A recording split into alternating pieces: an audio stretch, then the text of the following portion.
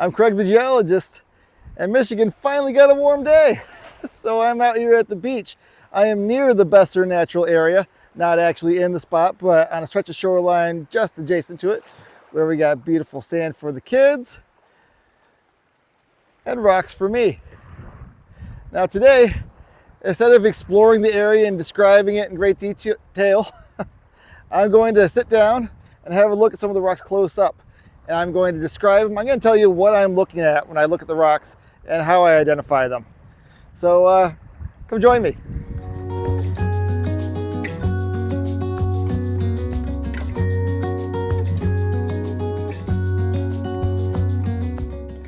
I'm at the Besser Natural Area, or rather just to the south of Besser Natural Area. It's a gorgeous location on Lake Huron in northern Michigan, just north of Alpena. Now, just to the south of Besser, there's nothing wrong with rock hunting in the Besser Natural Area to my knowledge, except for the fact that it doesn't really have rocks. In my experience, it's just sand. But just a few minutes to the south, you have these alternating stretches of beautiful sand for the family and even more beautiful rocks for us rock hounds. So no, I'm not out here to highlight a spectacular location, although this is a spectacular location, and if you're in the area, you should definitely come here. But no, I'm looking for a place that's close to me on our first nice day of the year with great rocks where I can take you to have a look at rocks close up, kind of through my eyes, look for the signs and cues in those rocks that reveal to me what type of rock they are when I'm trying to identify them. So I hope you'll join me on this first nice day of the year as we get a close-up look at the rocks out here.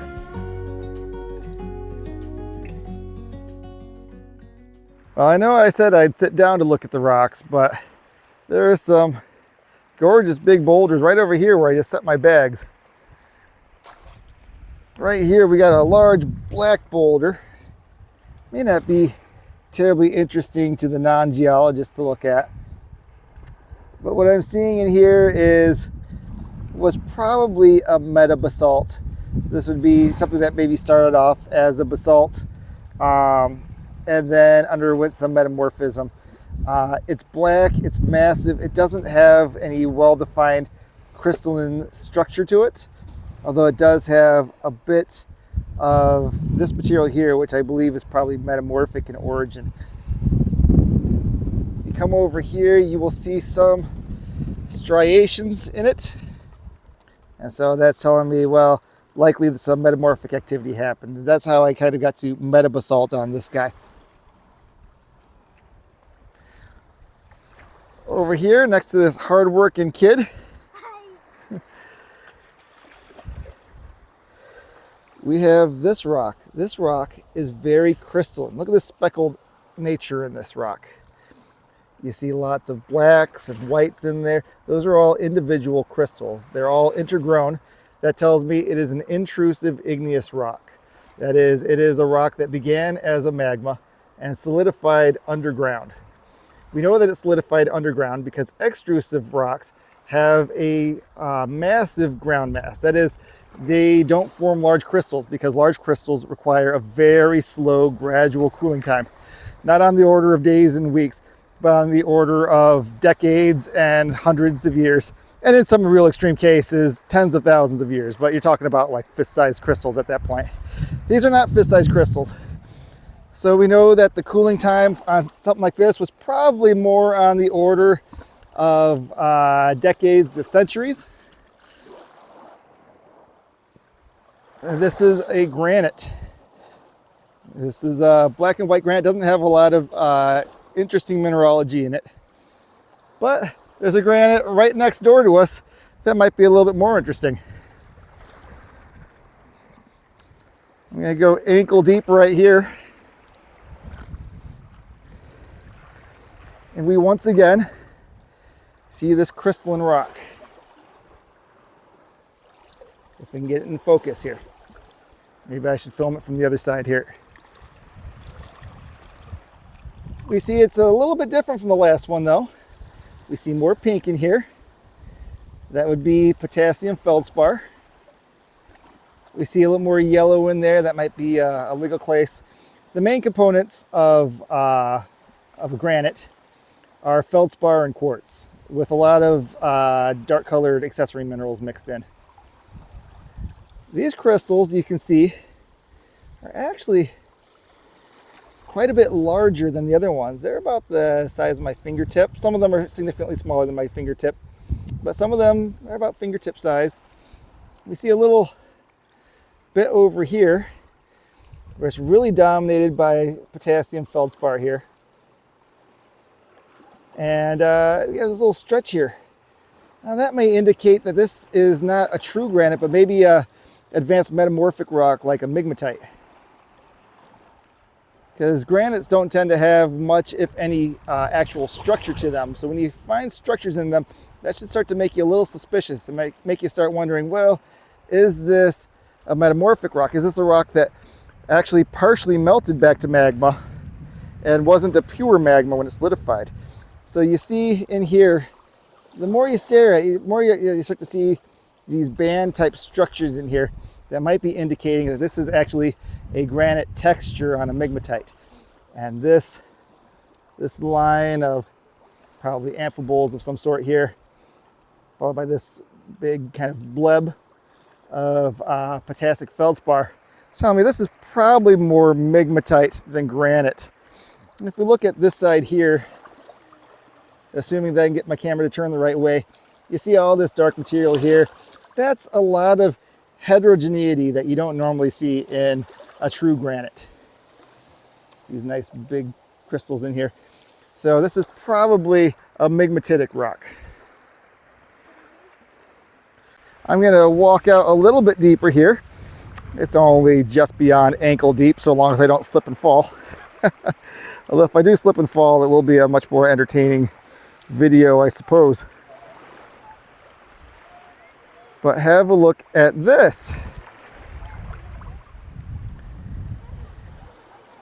We see granite textures in here for sure.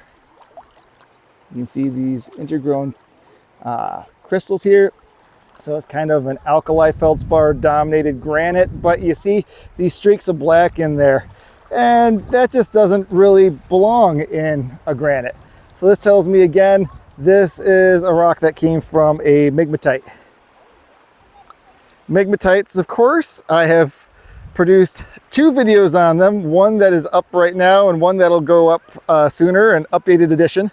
But they are highly advanced metamorphic rocks that actually came very close to the mantle and went more than halfway in many cases towards melting back into magma, but still retains some of their metamorphic characteristics.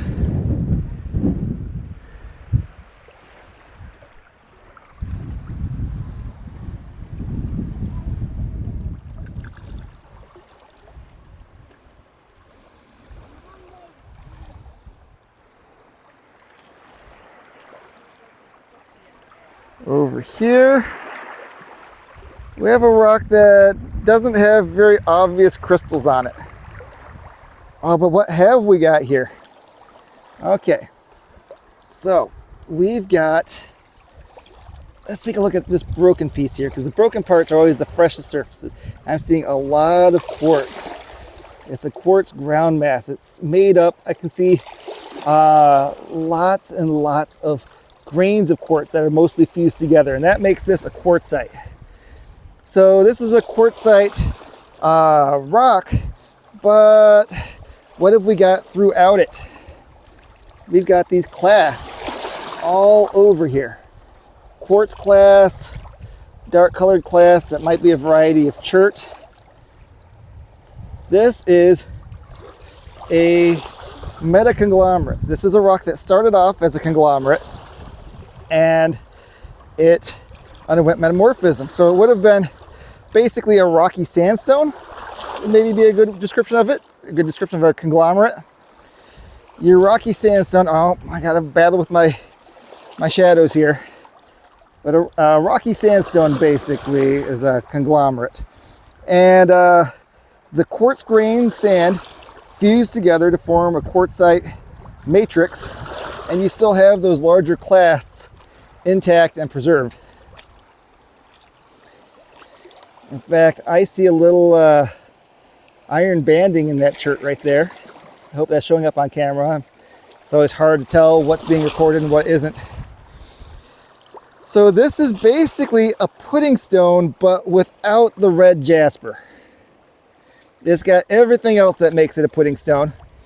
It's got the quartzite ground mass, quartzite matrix. It's got chert clasts all through it.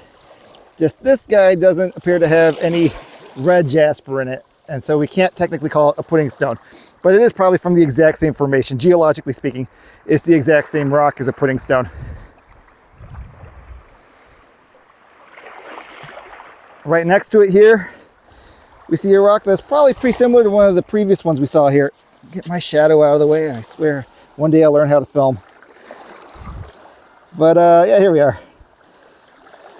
We got a red granite dominated by potassium feldspar. You'll sometimes hear me refer to that as K-spar, K being the atomic symbol for potassium. Now, is this a true potassium feldspar granite, or is it a migmatite? Well, I can't tell. I don't see enough structure in here. There's some striation looking business in here. There's some patterning that might suggest that's a migmatite, but I wouldn't feel comfortable declaring anything definitively based on that meager evidence. So we can say that that is a granitic rock.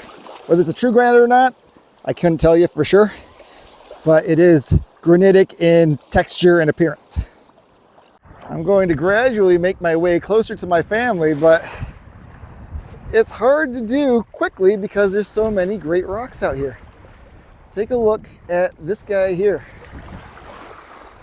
Well, that's definitely metamorphic. You see, it actually has this section of gneiss in there, but it's just this isolated block and what appears to be otherwise a granite. Well, it's possible that a granite magma was intruded into an area, and this is a piece of gneiss that fell into the magma and sank within the magma chamber. But it's more likely that this is yet another migmatite.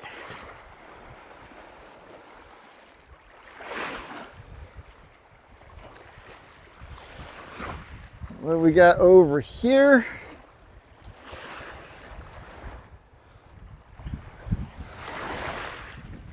This one. This one might be another metabasalt or a basaltic variety. You do get some interesting textures in basalts out here where crystals were carried up with the magma. All right, my wife found some rocks she wanted to ask me about, so let's have a look. Yeah, you're right. That is a very orange rock. So this is a granite. I can identify it as such because it's got intergrown large crystals in it. This is almost entirely amphibole style black accessory minerals and plagioclase feldspar. These oranges and yellows, these are feldspars in there. There is a large quartz crystal right here, so there is quartz mixed in. But yeah, this is a very coarse-grained granite. Because of the variations in texture in there, I am once again suspecting maybe it might actually be a migmatite, but we don't see enough to identify it as such. We have to just go with the simpler explanation, which is a granite. How about your other one here? Ooh, that's very pretty. Oh, look at that. Well, you should take that home for the rock tumbler. That's gonna look gorgeous in the rock tumbler. This is, ooh, what is this? That's really interesting. I think what you've got here is a quartzite.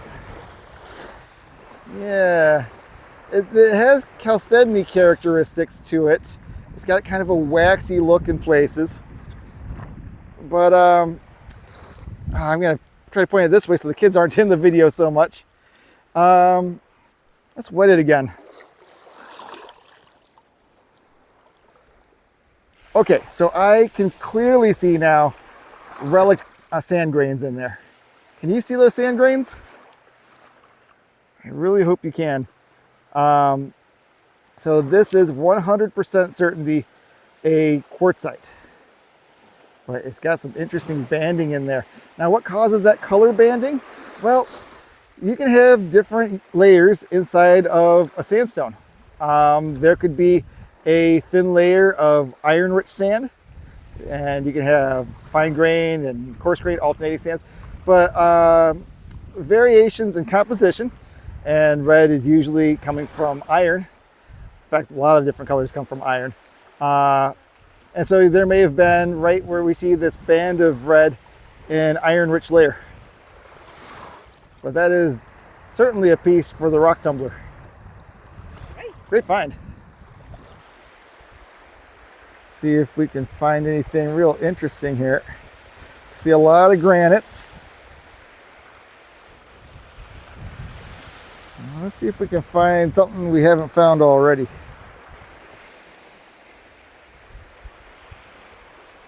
Now this guy is an awfully white looking guy. What are we looking at here? This is likely to be limestone. It has a rough feel. I don't see any crystalline nature to it, any visible structure. This is probably a local limestone. These are the kind of rocks you'll find fossils in, but this guy doesn't seem to have any fossils. So I may have picked up the most boring rock on the beach there for that one. Let's keep looking. What have we got right here? Well, this is an interesting one, isn't it? That's got lots of patterning in it. It's got those black lines running through it. But see these structures in here? These are fossils. Now these are just random fragments of material. I might see some teeny tiny crinoid stem segments in there. But generally this is extremely fragmented fossil material. And in our region, you only find that in limestone. So this is a limestone. And this is probably just some trapped mud layers within that limestone and the broken up fossils.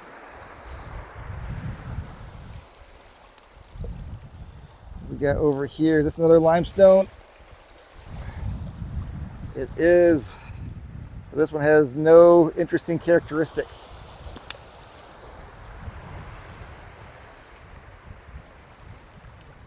How about this guy right here? There's a broken one. You don't see a whole lot of broken ones here. I was thinking it might be a sandstone when I picked it up. However, this is definitely another piece of limestone. Now just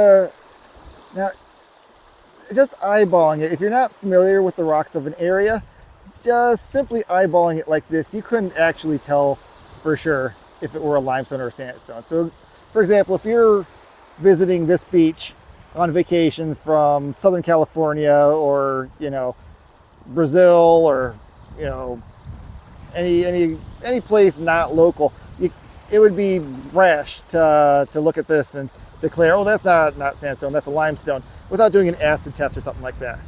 But here we see some fossil patterning up here. And around here, we have tons of limestone, not very much sandstone, and almost all of our fossils are in limestone.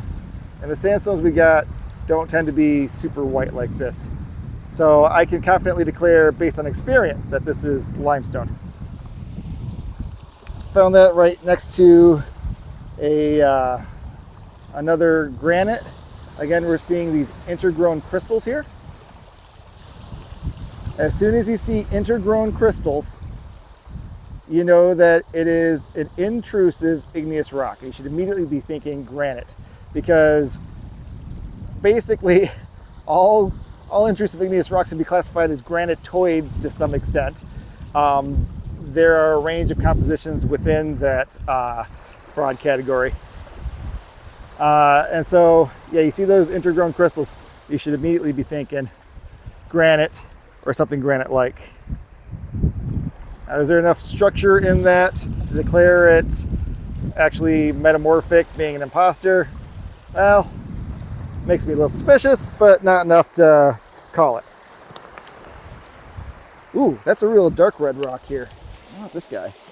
It's going, wow, that is really, really red.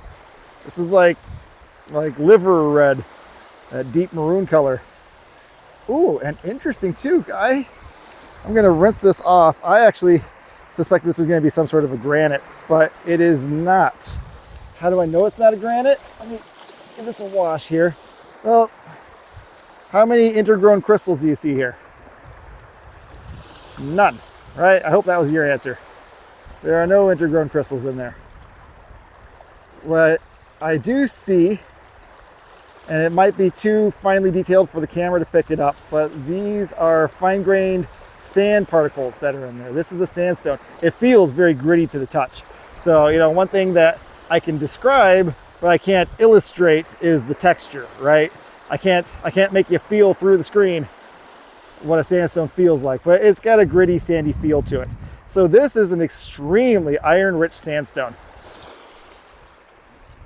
How do I know it's iron-rich? Well, it's that red color. Pure sandstone without any interesting impurities in it is going to be white. It's going to be white sand, and it'll turn into a white sandstone. This has tons of oxidized iron. This is probably something associated, probably not from the Jacobsville sandstone, because I don't see any color patterning in it that would indicate Jacobsville sandstone, but it is probably from the same region and from roughly the same age, because at that time there was lots of oxidized iron being deposited with the sands in our area.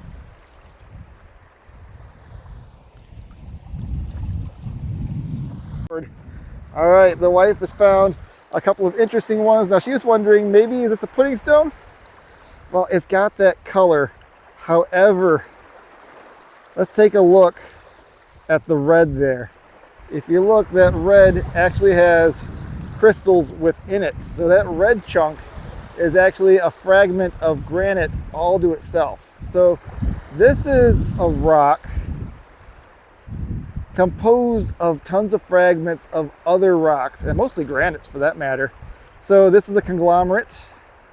A conglomerate is basically a rock made of other rocks. Sandstone is a stone made of sand. A conglomerate is a conglomeration of other rocks into a single piece. Now, when you get a granite-dominated conglomerate like this, that, especially in our region, often indicates that it's actually a glacially deposited rock. And so this could certainly be a tillite of some kind. So nice find. Not a pudding stone, but a tillite. And right here, what have we got? We got a nice quartzite again. Chrissy's finding the good quartzites. Beautiful quartz in there. You see a few relic quartz grains, but it's actually very well fused. And just a little bit of red in there. Yeah, very nice quartzite. Yeah.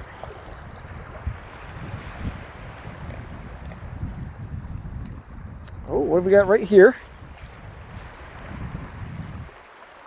We have another tillite.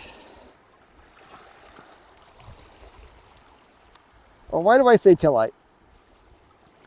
If I was just looking at this gray rock, and I don't know why I would, because it's pretty boring. It's nothing that would really grab my attention.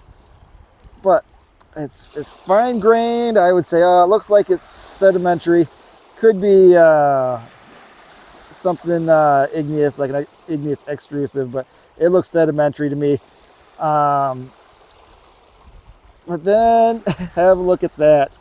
That is a big chunk of feldspar dominant granite.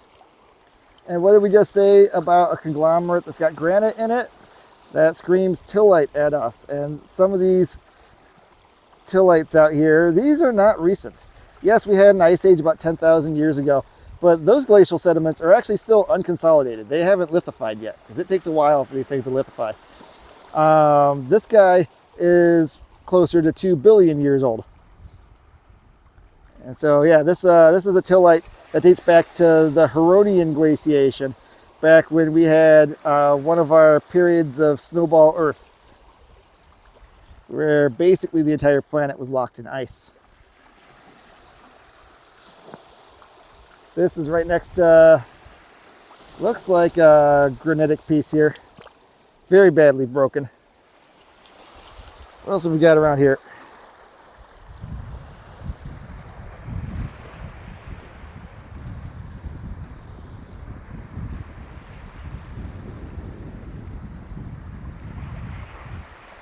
Got a very bright red one here.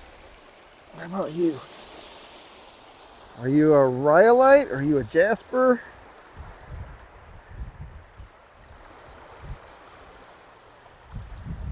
That, I suspect, is igneous.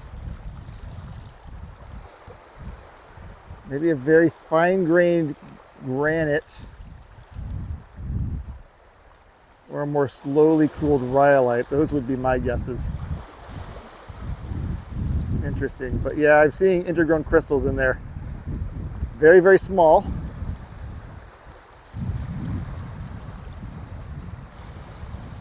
So we have an igneous rock, but because they're so small, usually if it's an extrusive igneous, if it was erupted through a volcano, you wouldn't see anything at all, but you can sometimes, especially if it's a slow moving and slow cooling, very thick lava flow. Conversely, you can have some intrusive igneous rocks like dike material cool in the order of weeks, months, and create these very barely crystalline rocks. So which one is it? Well, I couldn't tell you just based on this casual observation, but it's likely a rhyolite that cooled slower than most rhyolites, or a granite that cooled much faster than most granites.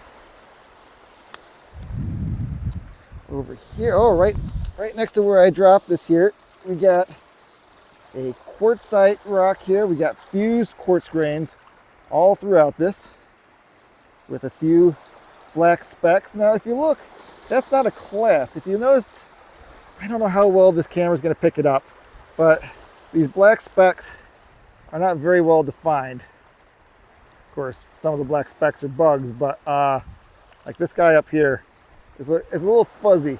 And so that's not actually a clast, that's a spot where some impurities gathered. Ooh, look, we got bug larvae. So that's gross, but you know, that's the hazard of rock hounding out here.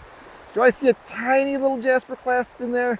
Probably not, but I am seeing quartz clasts in with this quartzite. This is another metaconglomerate. This is probably, again, another Lorraine formation, another pudding stone that we can't truly call a pudding stone because it doesn't have the jasper in it, but it is from the same formation as the pudding stones.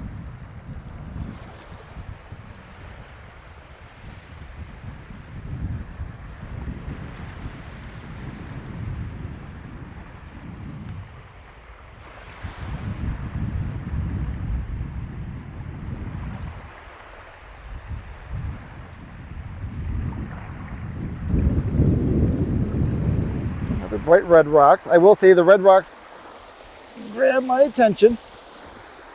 So you may see an overrepresentation of red rocks in this video just because my monkey mind sees red rock and goes, ooh, ooh, ooh, ooh.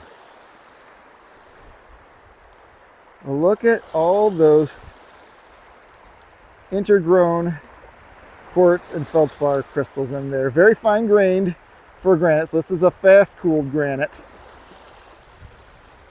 This is absolutely granite. And see that green streak through there? That's not algae or moss or anything.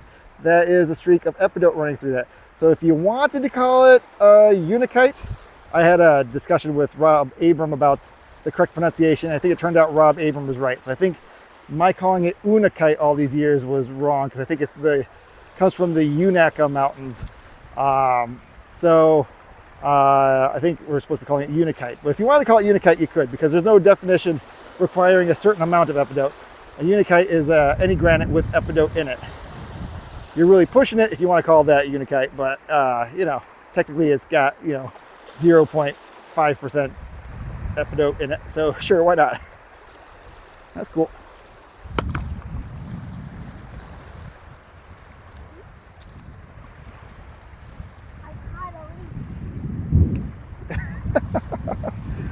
Okay, I just got to show what my son's been working on here.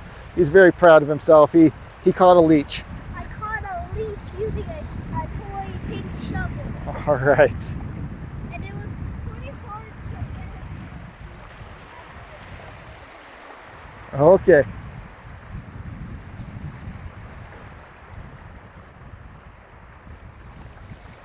What have we got down here? I see pink. I do not expect this to be agate, but probably granite. And yes, this is a granite with some nice pink in here. A lot of quartz and a little bit of pink feldspar mixed in.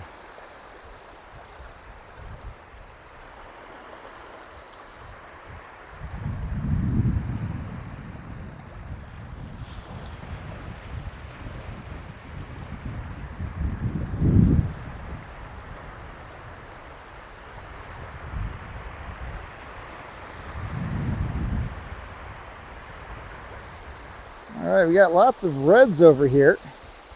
I think the reds are mostly going to be sandstones and granitoids. Let's see, that red is granitoid. That is a granitic style rock. That's a very pretty one. I like the veins of quartz running through it. It's very nice. Over here we got a much less nice one. This is another piece of sandstone, it feels like. Feels gritty like sandstone. It's got some interesting color variability in there.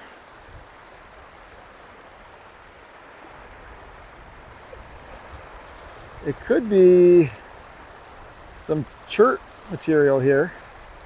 I don't know. Wasn't that interesting? I see colors like this, and it makes me think igneous or metamorphic. But nothing else about this rock makes me think that. So off the top of my head, I don't want to give that a casual ID. If I look at this in detail later through the video and come up with a better ID, I'll give it to you. But right now, I'm officially identifying this as interesting. A little vein here, right through there. Over here, look at this streaky guy. Ooh, I like that. That's so pretty. This is something we would probably identify as an amphibolite. Some people might call that a gneiss. I think I'd go as far as amphibolite with that. An amphibolite is an amphibole dominated metamorphic rock.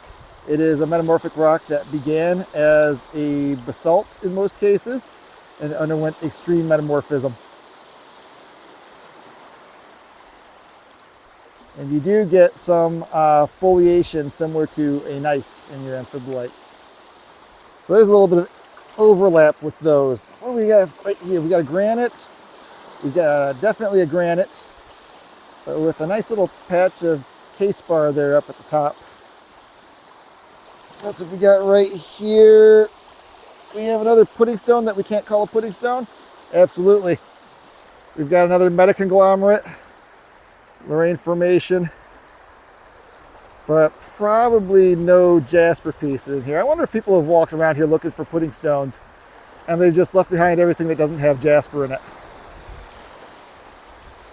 And so these are pudding stones that you can't call pudding stones because it's missing that jasper that makes it a pudding stone. Because pudding stone is not a geological classification, it's just a local term for these metaconglomerates that have jasper in them. Is this another tillite? Not sure. I would want to crack that open to know for sure. When a geologist is actually serious about identifying rocks, like our job depends on it, we break the rock open, we look at fresh surfaces, we take a look at it through a microscope, we give it a full treatment that you're not seeing me do out here. This kind of casual identification means I'm not going to be right 100% of the time. There's a certain amount of time where I'm going to be misidentifying it, but the stakes are real low out here, so I'm not dragging a microscope out with me. I found oh, look at that! A little fossil. You absolutely did find a fossil. Let me get that wet. There we go. There's definitely, if I can get this in focus here, definitely a shell fossil in there. Excellent job, Joey. Great find. Yeah, you can keep it, absolutely. Hey, Joey, show me your rock again. Great find, bud.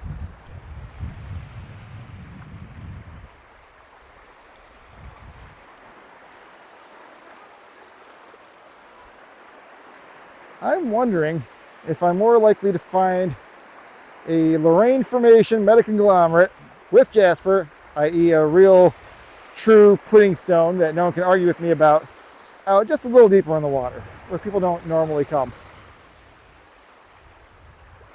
Now, in shallow water like this, you have to realize that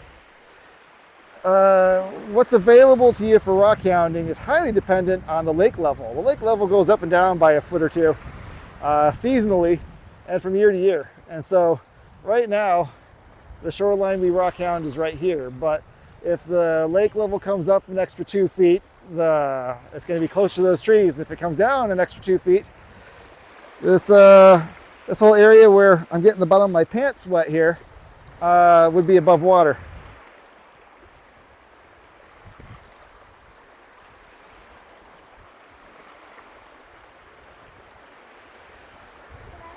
Yeah. See a cool pattern on this one. Oh, what'd you get here? Right there.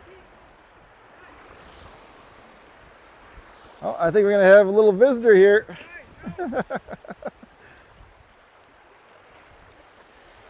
It's okay. Yeah, he looks real friendly. You wanna give him a pet? It's okay. It's okay. Here you go. You definitely found a fossil there, Joey. I think that's a bryozoan. Where? It's not rare, but it's interesting. It's okay. All right, hey Joey, I'm gonna have you assist me out here. You find an interesting rock, you bring it to me, and I'll show it to everyone, okay? Okay. Let's see, what we got here? This is a quartzite here. Probably quartzite, it's like granite. Oh, look at that. I would want to crack that open and see if there's a crystalline nature to that, but I am going to lean strongly towards quartzite on that.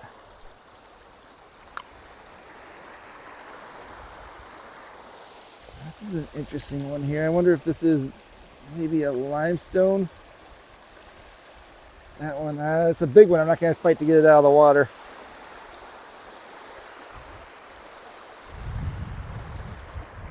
Ooh. How about this guy? Ooh. Beautiful. Well, this would be a migmatite because it looks granitic down here, and you got this very clearly metamorphic, nice style material up here mixed in with more granitic material. So this would have come from a migmatite. Cool.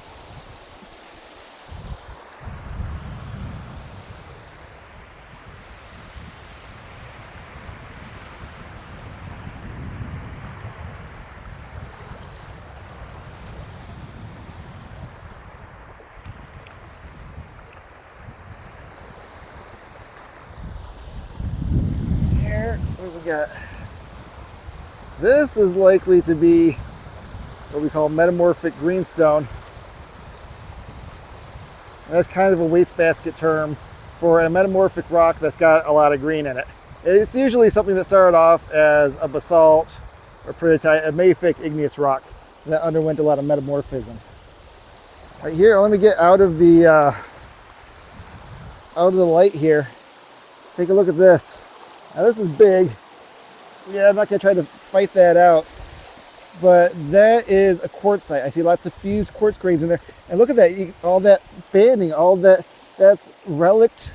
And of course, relict means ancient, sort of leftover. That's relict layering from the sandstone. That's probably old sandstone bedding layers that you're seeing preserved in the coloration of that quartzite.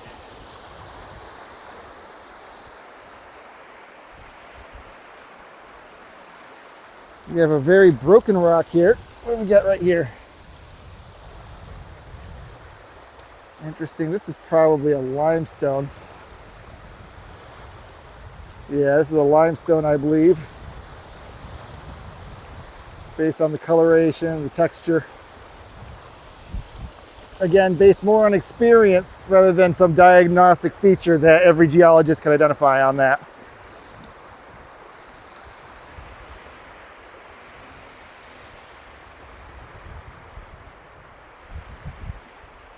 Oh, isn't this pretty? This is a granite. Well, look at the patterning on that. Now, does that patterning indicate that it's actually from a migmatite? it's not clear enough to me to say for sure. Because you do sometimes in granites get some flat, boring layering, but that's an awful lot. So that's a suspicious granite.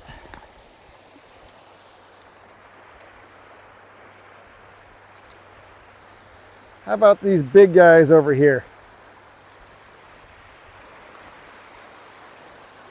On our way there, we got this guy here. This would be a tillite.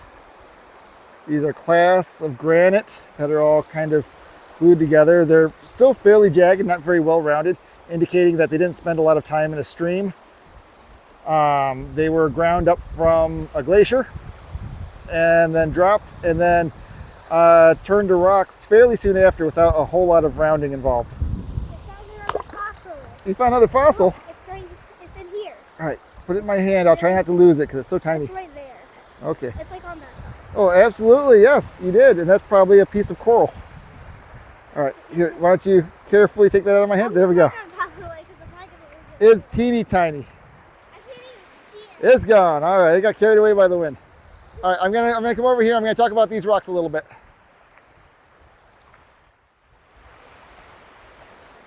All right, well, let's look at the first one here. The first one is hopefully the most obvious based on what we've been seeing here. Intergrown crystals of quartz and feldspar and black accessory minerals. That is your classic granite. Very, very granite. This is the kind of piece that you would show students in an intro geology class and say, hey, this is what a granite looks like. But these two rocks here are too similar to be distinct. They would probably start off as one rock and split apart at some point. And if we try to ignore the seagull poop on them and take a closer look, let's get in here.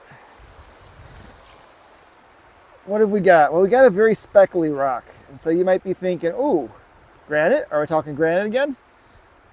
We're not, but you're not way off. These are crystals that have grown in place. They're mostly yellow feldspar, a variety of plagioclase. These crystals are called porphyroblasts. I have talked about them occasionally in some of my videos. Porphyroblasts are metamorphic. When the rock is being squeezed, the chemicals in the rock, some of the minerals break down and elements migrate. And you get new crystals forming in various places. Those crystals grow outward. They're called porphyroblasts. So this rock overall is actually a metamorphic rock. Now, what kind of metamorphic rock would we call this? That's a little bit trickier. Very often, these rocks are very black colored, and so I call them amphiblites, porphyroblastic amphiblites. This is awfully light colored. I would not feel comfortable calling this an amphibolite. I would actually go with gneiss and call this a porphyroblastic gneiss. Now, does this have the classic gneiss banding? No, it does not. This is not banded at all. So I'm not 100% comfortable calling it gneiss either, but I'm more comfortable calling it gneiss than I am calling it amphibolite. So this is a porphyroblastic amphibolite. That's next to another granite that I feel very comfortable with. And here we have another red colored granite with a lot of beautiful feldspar crystals all in their pinks and yellows and oranges. Very pretty. For here, what have we got here? Is this a piece of basalt? No, because we are seeing either crystals or clast in that. Wait, are we seeing a sedimentary rock that's really weird? Or are we seeing a mafic intrusive rock that's really weird? Either way, what we're looking at is really weird. It may not be interesting to most of you guys, but to a geologist, this is kind of an oddball. This looks like it is more likely a igneous rock to me. I see sharp crystal corners as opposed to any rounded clasts. So I'm going to say that this is very likely to be a porphyritic basalt or something similar to that. Now, porphyritic sounds similar to porphyroblastic, and you can blame the root Greek for that. Porphyritic means it has porphyry minerals. Porphyry comes from the Greek, or was it Latin? Word for purple. The word had a complicated journey to getting where it is now. But porphyry minerals are phenocrysts. They're crystals that formed in a magma chamber and were carried up by the lava as it was erupted. Here we've got a galgandatillite. Definitely a tillite. Fine-grained, but with class of granite in there, that pink granite. And I can say galgandatillite based on local knowledge. The galgandatillites tend to be this dark-colored rock, fine-grained, with class of granite in there. And if it's pink granite, then bingo, it's 100% galgandatillite. The galgandatillite, like the tillite we saw earlier, also associated with the Huronian glaciation. Over here we have a big giant metaconglomerate, Lorraine Formation. Pretty much the same age as that galgandatillite. In fact, I think this was laid down just before the galgandatillites, or maybe it was just after. And I'll tell you what, I will put a little text on the screen to let you know which is the case, because I forget off the top of my head. But this is a pudding stone without the requisite jasper to call it a pudding. But it is a sandy conglomerate that over the course of 1 billion years was metamorphosed and fused into a quartzite with a lot of chert and quartz clasts in it. All right, we got a big old block of quartzite out here. But look at those, as I get out of the filming here, look at the clasts there. So that's another metaconglomerate.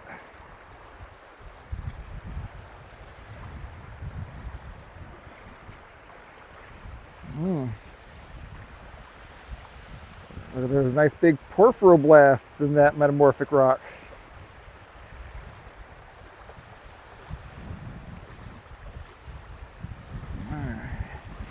This is my destination over here. Big old streaky granite. Now, is this a granite or is it a migmatite? Well, let's have a look. Hopefully I don't get splashed too badly over here. But it's real fine-grained here. When I say fine-grained, they're not really grains, but it's a smaller crystal size here. But we got larger crystals here, and got smaller crystals with nice banding in here, actually. And then we got these beautiful quartzy and plagioclase, maybe a little case bar-ish crystals in here.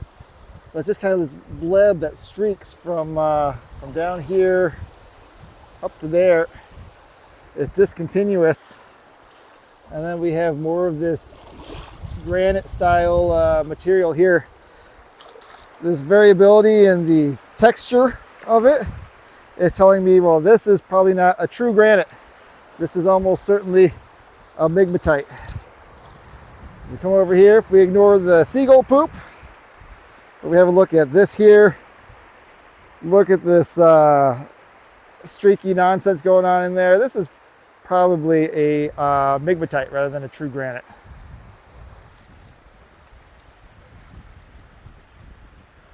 We got over here, we got more of probably the same thing here.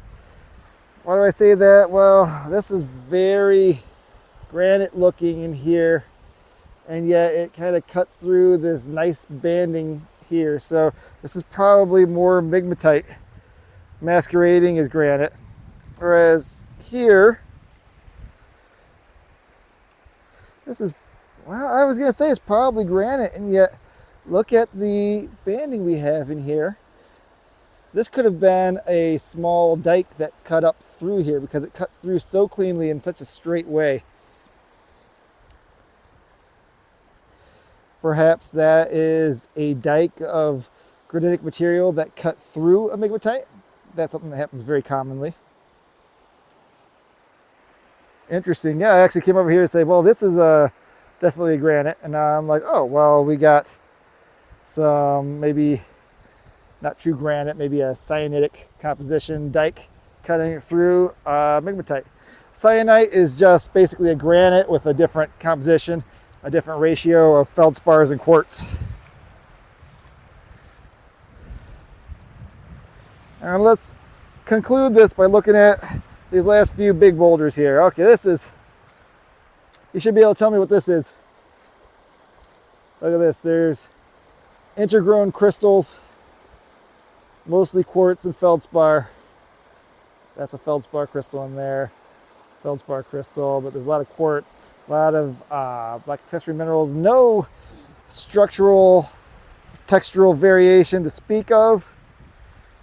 This is a granite, definitely a granite. At least it's definitely a granite if we ignore that. Is that telling us that this is a giant piece of imposter with just a tiny hint that it actually came from a migmatite? I don't know. I would want to see more than just that to call it a migmatite, but that is suspicious because that doesn't belong in a granite. Let's come over here. And what's this guy here? Oh, oh, wow. Well, ain't you a big hunk of pudding stone? Now, can we truly call it pudding stone? Do we see jasper clasts in it? Well, we need to see those red clasts to call it a true pudding stone.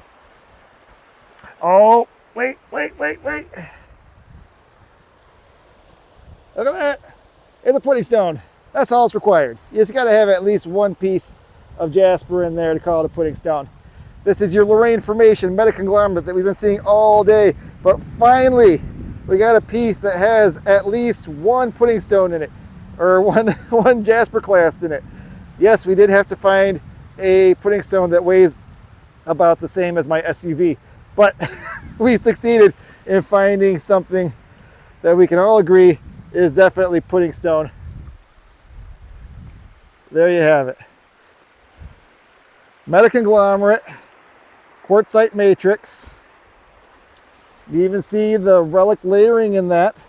Look at that. So these come from muddy layers that were mixed in with the sandstone. So you have these lenses of mud that when the metamorphism happened became this dark material here as opposed to the lighter colored quartzites. So fused quartz grains, and look here, you can see the change in grain size. So you can see there was coarser grain sandstone here, and then a lens of mud laid on top of it. And then we've got kind of a medium grain here, and then we got some more lenses of mud. Those mud layers may be seasonal. It may be that during the dry season, when there's weaker flow, you get those muds, and in the wet season, during flooding, you get this coarse grain material in there. There's a lot we can learn about from this. But yeah, and these clasts here were coming off of mountains that have been recently raised up. And so this is at the base of a mountain range. And so places where you get these quartz clasts and jasper clasts, these cobble-sized, maybe not cobble, but gravel-sized pieces of rock. That was stuff coming down during flood from the mountain slopes.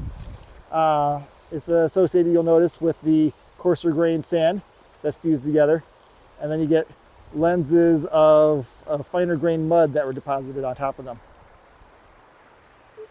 Joey, could you move for a second, please? Because I am showing off this rock, and while I enjoy watching you do your fancy dance on here,